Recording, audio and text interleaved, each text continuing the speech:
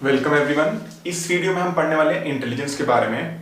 और किसी भी टीचिंग एग्जाम्स की अगर बात करें तो इंटेलिजेंस एक बहुत ही इंपॉर्टेंट टॉपिक है और बहुत ही बड़ा टॉपिक भी कह सकते हो आप, छोटा टॉपिक नहीं। बहुत सारे कुछ कॉन्सेप्ट इसमें आएंगे और कोई टीचिंग एग्जाम ऐसा नहीं है जिसमें 2 से 3 क्वेश्चन आपको इस टॉपिक पे ना मिले। ज़्यादा भी मिल सकते हैं, मिनिमम इतने तो मिलते ही हैं। कोई बड़ा एग्जाम है जैसे जिसमें 100 मार्क्स का पेडागोजी साइकोलॉजी का पोर्शन आ रहा है तो वहाँ पे 4-5 भी मिल सकते हैं, 10 भी मिल सकते हैं। वो तो आपके ऊपर है, मतलब कितने मतलब आपके किस्मत के ऊपर कह लो कि आपके पेपर में कितने आते हैं, बट क्वेश्चन इस पे बहुत सारे मिलते हैं। ठीक है, तो चलिए स्टार्ट करते हैं पढ़ना इंटेलिजेंस के बारे में, जो कि हम इस वीडियो में स्टार्ट कर रहे हैं बट आगे की कई वीडियोस तक चलेगा। ठीक है, तो हमारा टॉपिक है इंटेलिजेंस। क्या है इंटेलिजेंस? सबसे पहले बात करते हैं कि इंटेलिजेंस है क्या चीज। देखिए, इंटेलिजेंस एक ऐसी चीज है जिसको डिफाइन करने की बहुत कोशिश हुई। ठीक है, इंटेलिजेंस एक ऐसी चीज है जिसको डिफाइन करने की बहुत कोशिश हुई, मगर बहुत सारी डेफिनेशन होने के बावजूद भी इसको कोई अच्छे से एक्सप्लेन नहीं कर पाया। अगर मैं डेफिनेशंस की बात करूं इंटेलिजेंस की, तो डेफिनेशन ऐसी रही कि जिसका आईक्यू टेस्ट में स्कोर अच्छा है वो इंटेलिजेंट है। ये एक डेफिनेशन थी। एक डेफिनेशन थी कि कोई पर्सन है जो कि अपने आप को बहुत जल्दी नए एनवायरनमेंट में ढाल लेता है, बहुत ही एडेप्टिव पर्सन है, बहुत जल्दी अनुकूल ढल जाता है नई परिस्थितियों के, तो वो इंटेलिजेंट पर्सन है। फिर डेफिनेशन इस तरह से भी रही कि अगर आप लॉजिकली सोच पाते हो चीजों के बारे में, ठीक है, तो आप इंटेलिजेंट हो। ये भी डेफिनेशन रही। या मतलब इस तरह की ना बहुत सारी डेफिनेशन रही। और इंटेलिजेंस एक ऐसी चीज है जिसको जो कि ना साइकोलॉजिस्ट के बड़ा इंटरेस्ट का एरिया रहा, बहुत इसमें इंटरेस्ट है उनको और इस पे बहुत रिसर्च करी उन्होंने। इवन आपके भी इंटरेस्ट का टॉपिक होगा, क्योंकि हर कोई जानना चाहता है कि वो कितने इंटेलिजेंट है, दूसरे कितने इंटेलिजेंट है, और उसको ना मेजर करना चाहते हैं कि कोई एक नंबर में हम बता पाए कि हम इतने इंटेलिजेंट और सामने वाला इतना इंटेलिजेंट है। तो इंटेलिजेंस एक ऐसा टॉपिक है जिसको बहुत डिफाइन करने की कोशिश की गई मगर डिफाइन हो नहीं पाया। तो अगर हम इसकी डेफिनेशंस की बात करें तो अनलिमिटेड डेफिनेशंस हैं इंटेलिजेंस की, कि किसको इंटेलिजेंट कहा जा सकता है, किसको नहीं कहा जा सकता। तो जैसे कि मैंने आपको बताया, अगर आपका आईक्यू स्कोर में बहुत अच्छा स्कोर है, मतलब आईक्यू टेस्ट में बहुत अच्छा स्कोर है, तो आपका आईक्यू स्कोर बहुत ज्यादा है तो आप इंटेलिजेंट हो। तो ये एक डेफिनेशन थी। या आप बहुत जल्दी अपने आप को नई परिस्थितियों में ढाल लेते हो, एडेप्टिव हो, तो आप इंटेलिजेंट हो। या आप लॉजिकली सोच पाते हो, तो आप इंटेलिजेंट हो। और इस तरह की अनलिमिटेड डेफिनेशंस थी, बहुत सारी। मतलब ऐसा नहीं कि डेफिनेशन खत्म हो गई, तो बहुत ही सारी डेफिनेशंस हैं। और लोग अपने आप को मतलब बहुत ज्यादा चेक करने की कोशिश करते रहे हैं कि कैसे हमें पता चले कि हम कितने इंटेलिजेंट हैं, दूसरों के कंपैरिजन में पता चले कि वो ज्यादा इंटेलिजेंट है, हम ज्यादा इंटेलिजेंट है। ठीक है, अब होता क्या है कि ये सिर्फ इंसानों, मतलब जो ह्यूमंस है, नॉर्मल पॉपुलेशन, उनके नहीं, ये गवर्नमेंट के इंटरेस्ट का भी रहा है। मतलब कि उनको पता चले कि उनके देश में कितने लोग समझदार हैं, कितने लोग समझदार नहीं हैं, इस तरह की चीज। या बच्चों को हम कैसे क्लासिफाई करें कि ये इंटेलिजेंट है और ये इंटेलिजेंट नहीं है। तो इस तरह की चीजें गवर्नमेंट बॉडीज के भी इंटरेस्ट की रही हैं। अब यहीं से स्टार्ट होती है इंटेलिजेंस की जो फॉर्मल रिसर्च है। इसी कॉन्सेप्ट से होता क्या है कि फ्रांस की गवर्नमेंट ने डिसाइड किया, हम अपने स्कूल में 2 तरह के करिकुलम चलाएंगे। एक करिकुलम चलाएंगे हम उन बच्चों के लिए जो थोड़े वीक हैं, जिनकी इंटेलिजेंस कम है, और एक करिकुलम हम उनके लिए चलाएंगे जो कि थोड़े ज्यादा इंटेलिजेंट है। तो 2 लेवल के करिकुलम रहेंगे, एक हाई लेवल का, एक लो लेवल का। ऐसा फ्रांस की गवर्नमेंट ने सोचा। बट कैसे पता लगाया कि किसको हाई लेवल के करिकुलम देना और किसको लो लेवल का? तो हमें कुछ पता लगाना पड़ेगा कि कौन इंटेलिजेंट और कौन कम इंटेलिजेंट है ना। तो ज्यादा इंटेलिजेंट वाले को हाई लेवल का करिकुलम दे देंगे, कम इंटेलिजेंट वाले को लो लेवल का करिकुलम दे देंगे। तो 2 करिकुलम बनाने हैं। करिकुलम तो बन जाएंगे, बट बच्चों को कैसे डिवाइड किया जाएगा? तो फ्रांस की गवर्नमेंट ने अपने देश के एक यूनिवर्सिटी के प्रोफेसर को यह टास्क दिया कि आप एक ऐसा टेस्ट बनाओ, एक ऐसा टेस्ट डिजाइन करो जिससे हमें पता चल जाए कि कौन इंटेलिजेंट है और कौन नहीं है। तो ये नॉर्मल एक टेस्ट था, जैसे कि नॉर्मल स्कूल में जो टेस्ट होते हैं उसी तरह का टेस्ट था। बट यहां से फॉर्मल रिसर्च की शुरुआत हुई। मतलब जब पहली बार एक ऐसा टेस्ट बना जो कि ये डिसाइड कर रहा था कि कौन ज्यादा इंटेलिजेंट है, कौन कम इंटेलिजेंट है। काम स्टार्ट हुआ फ्रांस में। फ्रांस की गवर्नमेंट ने अपने एक यूनिवर्सिटी के प्रोफेसर को ये काम दिया। तो यहां से स्टार्ट होती है, अगर हम बात करें history of intelligence test, history. तो हम यहां पे थोड़ी सी पहले हिस्ट्री पढ़ लेते हैं, क्योंकि इस पे भी क्वेश्चन आते हैं, अलग अलग एग्जाम्स में आए हुए हैं। तो ये जो फ्रांस की गवर्नमेंट ने काम दिया, ये काम जाके पहली बार जब पूरा हुआ फ्रेंच गवर्नमेंट के सामने, जब वो टेस्ट पेश किया गया, तब की बात है। और ये बात है ईयर 1905 में आता है फर्स्ट इंटेलिजेंस टेस्ट। अब ध्यान से सुनिए, मैंने वर्ड लिखा इंटेलिजेंस टेस्ट, मैंने ये नहीं बोला फर्स्ट आईक्यू टेस्ट, क्योंकि आईक्यू का तो कॉन्सेप्ट ही नहीं आया था तब तक। तो 1905 में आता है पहला इंटेलिजेंस टेस्ट, और ये डिजाइन किसने किया? फ्रांस की गवर्नमेंट ने जिसको काम दिया था वो कौन था? वो था एक फ्रेंच साइकोलॉजिस्ट जिसका नाम था एल्फ्रेड बिने। तो अल्फ्रेड बिने जो है, तो फ्रांस की गवर्नमेंट ने उनको काम दिया है कि आपको टेस्ट डिजाइन करना है एक ऐसा जिससे हमें पता चल जाए। अब अल्फ्रेड बिने ने टेस्ट डिजाइन किया, पहला इंटेलिजेंस टेस्ट इसको कहा जाता है, और ये बच्चों के लिए बनाया गया था। किन बच्चों के लिए? जो थे 3 से लेके 13 साल तक के बच्चे, तो उनके लिए टेस्ट बनाया गया, ठीक है, उन पे लिया गया। फिर फ्रांस की गवर्नमेंट ने वही क्लासिफिकेशन जो उनको करना था वो उन्होंने किया उन्होंने, ठीक है। बट यहां से स्टार्ट हो गई रिसर्च। अब होता क्या कि इनके साथ, अल्फ्रेड बिने के साथ एक और साइकोलॉजिस्ट काम कर रहे हैं जो कि उनसे जूनियर है, बट उनके साथ मिलकर काम कर रहे हैं, और वो एक और कॉन्सेप्ट इंट्रोड्यूस करते हैं ईयर 1908 में, कॉन्सेप्ट ऑफ मेंटल एज। तो मेंटल एज का कॉन्सेप्ट आता है, ये दिया है, अभी बताऊंगा किसने दिया, ये 1908 में आता है मेंटल एज का कॉन्सेप्ट। अल्फ्रेड बिने के साथ एक साइकोलॉजिस्ट काम कर रहे हैं। पहले तो ये मेंटल एज है क्या? देखो, एक तो है आपकी एज। अब मैं आपका ना एग्जांपल लेके इन बच्चों का ले लेता हूं, 3 से लेके 13 साल तक के बच्चे। तो मान लो 10 साल का बच्चा है, तो क्या वो 10 साल का बच्चा उतना ही सोच पाता है जितना एक 10 साल के बच्चे को सोचना चाहिए, या वो 10 साल का बच्चा अपनी उम्र के बच्चों के कंपैरिजन में थोड़ा ज्यादा अच्छा सोच लेता है, उसकी थिंकिंग थोड़ी ज्यादा एडवांस है? ऐसा भी हो सकता है। तो मेंटल एज वो कॉन्सेप्ट है कि उस बच्चे की एक्चुअल एज तो जो है वो है, बट उसकी थिंकिंग उसके कंपैरिजन में और बच्चे जो हैं उस एज के, उनके कंपैरिजन में कितनी है, कम है या ज्यादा है, वो कॉन्सेप्ट है मेंटल एज। तो एक 10 साल का बच्चा अगर अपनी उम्र के बाकी बच्चों के कंपैरिजन में कम सोच पाता है तो हम बोलेंगे उसकी मेंटल एज कम है, और अगर वो ज्यादा अच्छा सोच पाता है, थिंकिंग उसकी और एडवांस है, तो हम बोलेंगे उसकी मेंटल एज ज्यादा। तो mental as is how your brain is developed, how much your brain is developed. तो आपका ब्रेन कितना डेवलप्ड है और उसकी वजह से आप कितना अच्छा, कितनी हाई लेवल थिंकिंग कर पाते हो अपनी एज के कंपैरिजन में, ठीक है। तो उसको कहा गया मेंटल एज, और ये कॉन्सेप्ट दिया था थियोडोर साइमन ने। हालांकि साइमन इनके साथ, बिने के साथ ही रिसर्च कर रहे थे, तो दोनों का नाम भी लिखा सकते हैं। मेंटल एज का कॉन्सेप्ट किसने दिया? बिने एंड साइमन ने, इस तरह से लिखा सकता है, ठीक है। अब मेंटल एज का कॉन्सेप्ट भी आ गया, पहला इंटेलिजेंस टेस्ट बन चुका था। इस इंटेलिजेंस टेस्ट में बहुत सारे क्वेश्चंस थे, उन क्वेश्चंस को के बेसिस पे आप गेस कर सकते थे कि एक बच्चा कितना सोच पा रहा है, तो मेंटल एज वहां से पता चलती थी। अब मेंटल एज पता चली, उसके बेसिस पे, मतलब उसी कॉन्सेप्ट को यूज करते हुए एक और साइकोलॉजिस्ट ने पहली बार, ध्यान से सुनिएगा, पहली बार आईक्यू का फॉर्मूला दिया।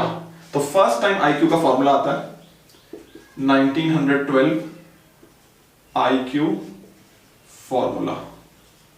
तो पहली बार आईक्यू का फॉर्मूला आता है, और ये फॉर्मूला क्या था? IQ equal to mental age upon chronological age. अब आपने एक फॉर्मूला पढ़ा होगा, mental age upon chronological age into 100। Mental age क्या है? मानसिक आयु, यही जो कॉन्सेप्ट 1908 में आया। क्रोनोलॉजिकल एज है आपकी एक्चुअल एज, इनटू 100 आपने पढ़ा होगा। बट जब पहली बार फॉर्मूला आया था तो उसमें इनटू 100 नहीं था। 1912 में, 1912 में पहली बार जब फॉर्मूला आया तो फॉर्मूला ये था, उसके मल्टीप्लिकेशन में 100 नहीं था। और ये फॉर्मूला किसने दिया? एक और साइकोलॉजिस्ट काफी फेमस है, विलियम स्टर्न ने। तो ये फॉर्मूला किसने दिया है? विलियम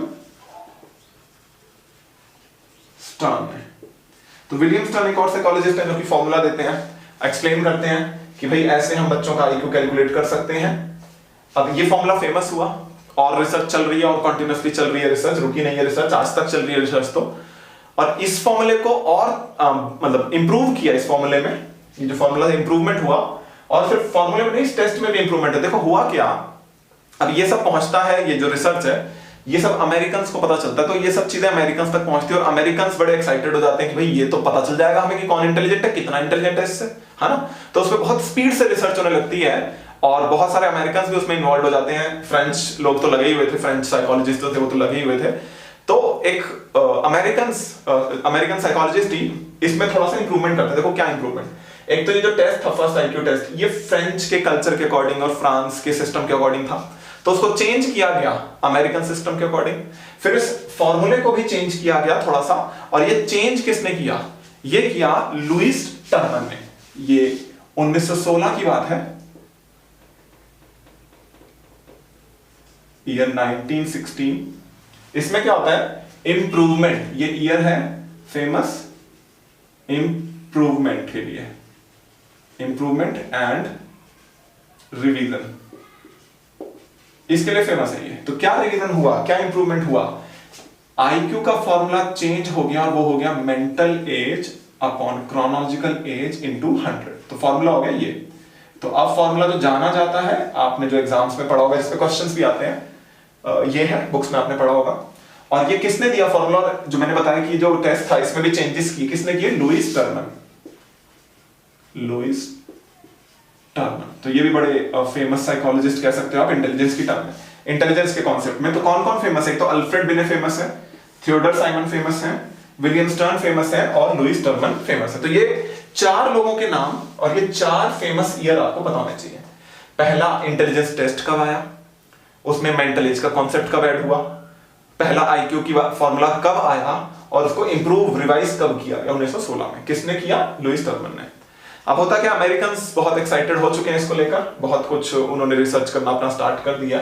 बट सबसे कॉमन चीज जो हमें दिख भी रही है, इस फॉर्मूले से ही दिख रही है, इस फॉर्मूले को अगर आप ध्यान से देखो तो हमें कुछ केसेस दिख रहे हैं, केसेस। वो केसेस हमें डिस्कस करने हैं जो कि बहुत कॉमन केसेस हैं, उन पे क्वेश्चन भी आ सकता है। एक बच्चा अगर उसकी एज जो भी है उतना ही थिंकिंग रखता है, तो मतलब मेंटल एज जो है, थिंकिंग वाली एज, वो उतनी ही है जितनी क्रोनोलॉजिकल एज है।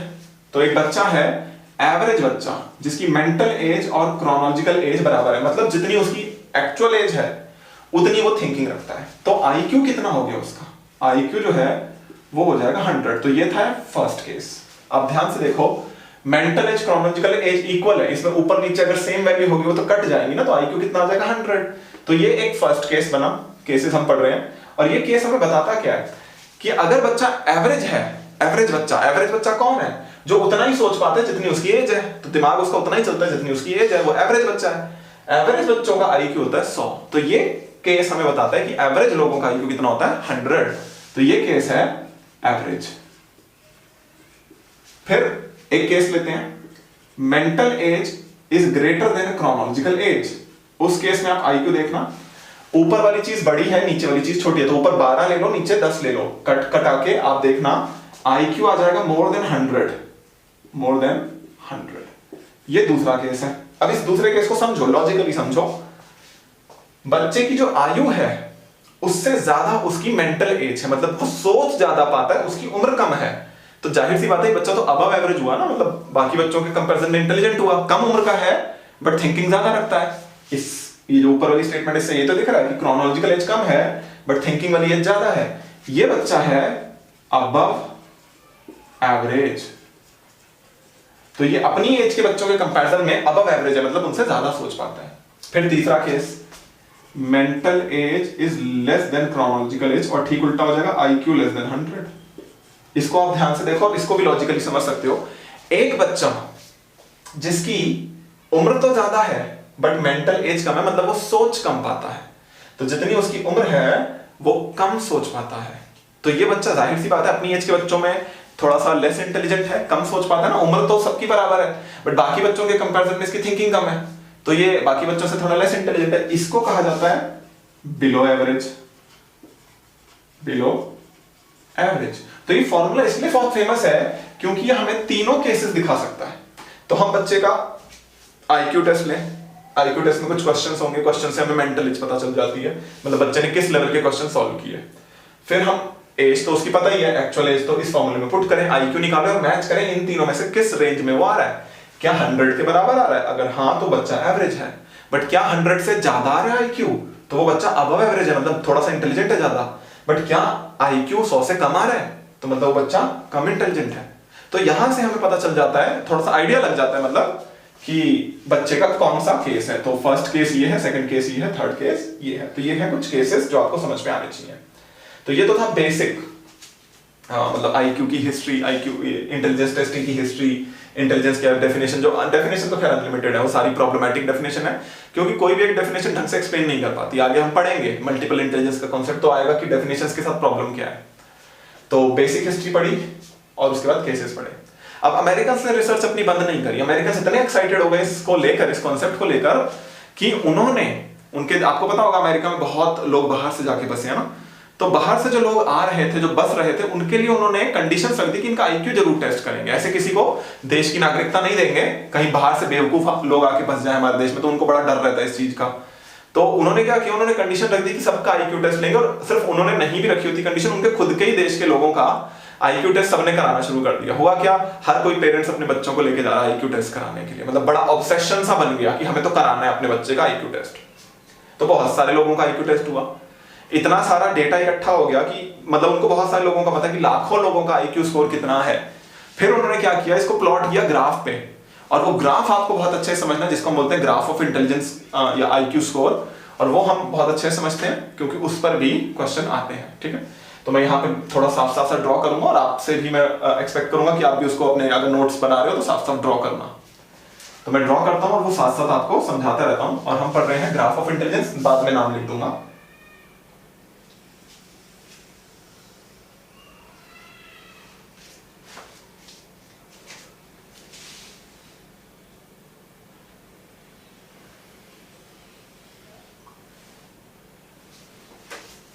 यहां मैं ड्रॉ कर रहा हूं और इस तरह से कुछ बनता है ग्राफ।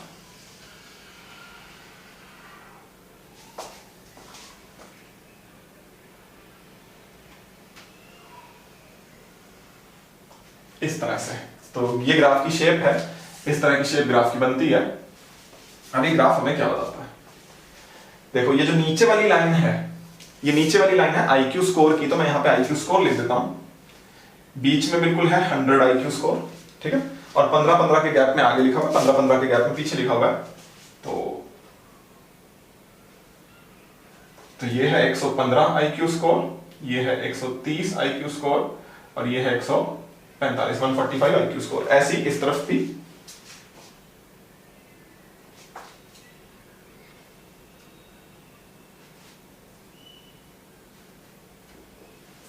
तो ये है 85 आईक्यू स्कोर, ये है 70 आईक्यू स्कोर, और ये है 55 आईक्यू स्कोर। तो ये नीचे तो आईक्यू स्कोर लिखे हुए हैं। अब ये वाली जो लाइन है, ये है नंबर ऑफ पीपल, मतलब पॉपुलेशन दिखाती हुई कि कितने लोग हैं। अब लोगों के लिए क्या किया गया है, मतलब हाइट दिखाई गई है। अब ये जो सारे आईक्यू स्कोर है, इनसे डॉटेड लाइन ऊपर ले जाते हुए ग्राफ से मिलाइए, ऐसे जैसे 55 से मैं डॉटेड लाइन लेके गया और ग्राफ से मिलाई, ऐसी 70 से भी, ऐसी 85 से भी, ठीक है, सीधी लाइन। और ऐसी यहां पे 115 वाले से, 130 वाले से, एंड 145 वाले से, ठीक है। तो ये जो डॉटेड लाइंस हैं, अब देखिए ध्यान से, सबसे ज्यादा हाइट है 100 की, 85 की हाइट कम है, 70 की हाइट और कम है, 55 की हाइट और कम है, ऐसी 115 की हाइट कम है। अगर हम कंपेयर करें 100 से, यहां और कम है, यहां और कम है। अब ये हमें बता क्या रहा है, ये ग्राफ हमें बता रहा है हाइट के अकॉर्डिंग है आईक्यू। हाइट के अकॉर्डिंग मतलब कि 100 आईक्यू में मैक्सिमम हाइट है, मतलब मैक्सिमम लोगों का आईक्यू 100 है। तो ये जो बहुत सारा आईक्यू टेस्ट किया गया था बहुत सारे लोगों का, उससे निकल के आया कि मैक्सिमम लोगों का आईक्यू जो है वो 100 होता है। तो इसलिए 100 की हाइट सबसे ज्यादा है। हम अगर बात करें 115 आईक्यू स्कोर की, तो कम लोग हैं जिनका आईक्यू 115 है। अगर हम बात करें 130 की, तो और कम लोग हैं जिनका आईक्यू 130 और से ज्यादा है। और 145 पे तो बहुत ही कम लोग हैं। ऐसे ही यहां पे भी है। तो बहुत कम लोग हैं, मतलब बहुत तो नहीं बट कम लोग हैं 100 के कंपैरिजन में। अगर हम बात करें जितने लोग 100 आईक्यू रखते हैं, उससे कम लोग हैं जो कि 85 आईक्यू वाले हैं। 70 आईक्यू वाले और कम हैं, 55 आईक्यू वाले और कम हैं, जो कि एक अच्छी बात है कि जितना आईक्यू कम होता जा रहा है, मतलब जितने लोग स्टूपिड होते जा रहे हैं, उतना नंबर कम है। तो बहुत ही कम लोग हैं जो कि 55 आईक्यू रखते हैं, बहुत ही कम लोग हैं, जो कि एक अच्छी बात है। 70 आईक्यू थोड़ा सा ज्यादा है, 85 ज्यादा, 100 सबसे ज्यादा, मतलब मैक्सिमम लोग, हम ये कह सकते हैं इससे कि मैक्सिमम लोग एवरेज हैं, ठीक है। अब ग्राफ में देखा गया 50% लोग 100 आईक्यू से आगे हैं और 50% लोग 100 आईक्यू से पीछे हैं। मतलब 50% लोग ऐसे हैं जिनका आईक्यू 100 से ज्यादा है, 50% लोग ऐसे जिनका आईक्यू 100 से कम है। ऐसा ग्राफ में देखा गया।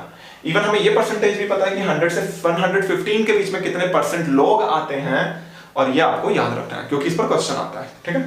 तो देखा गया 100 से 115 आईक्यू रखने वाले हैं 34% लोग।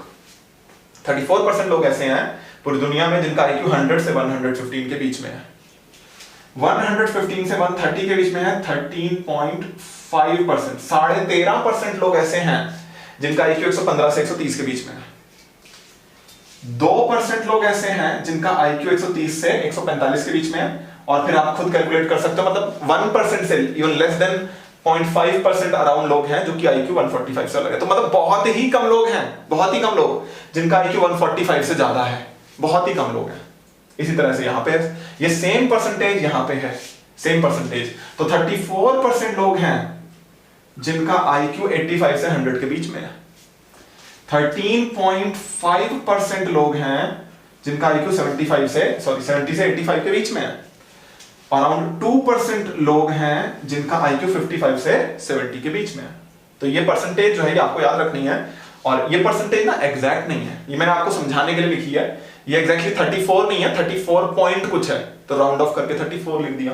ये 13.5 नहीं है, मतलब पॉइंट्स में ही आ गए तो ये राउंड ऑफ कर रखा है। इसलिए 2 नहीं है, 2.0 समथिंग है। तो आपको समझाने के लिए बस, मतलब कि आपका क्वेश्चन भी गलत ना हो और आप समझ भी पाओ, याद भी रख पाओ, उसके लिए मैंने राउंड ऑफ करके आपको समझाया है। ठीक है, तो ये है परसेंटेज जो आपको याद रखनी है। तो आप खुद देख सकते हो, ठीक आगे 50% लोग, ठीक पीछे 50% लोग, सेम जो यहां रिपीट हो रहा है वो यहीं रिपीट हो रहा है। मतलब दोनों तरफ ग्राफ बिल्कुल एक जैसा है। ठीक है, दोनों तरफ ग्राफ बिल्कुल एक जैसा है। अब ये परसेंटेज क्यों इंपॉर्टेंट है, क्योंकि क्वेश्चन आते हैं। तो एक क्वेश्चन लेते हैं जो कि पीडीएफ आपको मिला हुआ है इंटेलिजेंस वाला, वो पीडीएफ खोल लीजिए और उसमें निकालिए आप क्वेश्चन नंबर 23। मैं भी देख लेता हूं क्वेश्चन नंबर 23 ही है कि कोई और है। तो क्वेश्चन नंबर 23 निकालिए। ठीक है, क्वेश्चन में दे रखा है, पढ़ लीजिए क्वेश्चन को, कि 11 साल का बच्चा है जिसका आईक्यू टेस्ट किया गया और उसका आईक्यू स्कोर आया है 130। तो उस बच्चे ने 11 साल के बाकी बच्चों के कंपैरिजन में कितना अच्छा स्कोर किया है। और वहां पे कुछ सिंबल्स दे रखे हैं, सिंबल कुछ इस तरह से दे रखे हैं, mu equal to 100, sigma equal to 50। ये मैं आपको समझाता हूं क्या होता है। म्यू ये है, ये जो सेंटर वाला है, तो ये आपको दिख रहा है 100 है। और सिग्मा होता है गैप, 15-15 का गैप है ना। ठीक है, तो मतलब इससे हमें आइडिया लग गया इस वाले ग्राफ की बात हो रही है। और नाम भी दे रखा है, स्टैनफोर्ड भी ने ऐसा करके दे रखा ना, तो ग्राफ के नाम नहीं आता है वो। तो इससे हमें पता चल गया इस ग्राफ की बात हो रही है। क्वेश्चन है कितने परसेंट लोगों ने उस बच्चे से अच्छा परफॉर्म, उस बच्चे ने कितने परसेंट लोगों से अच्छा परफॉर्म किया।